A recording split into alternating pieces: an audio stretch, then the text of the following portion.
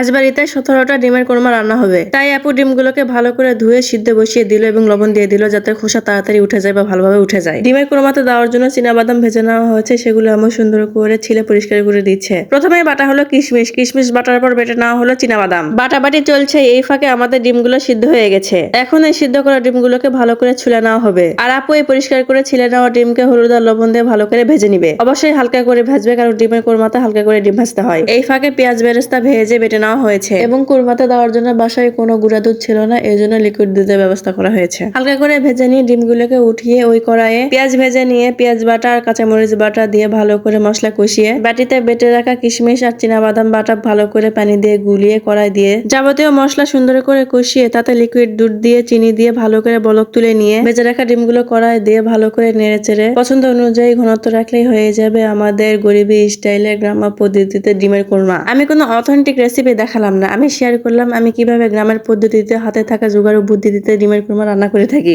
আসলে authentic recipe follow করার মতো অত দামি দামি ইনগ্রিডিয়েন্ট আমার কাছে থাকেও না, আর আমি কিনতেও পারবো না। সাধ্যের মধ্যে শখ পূরণ করতে শিখে গেছি।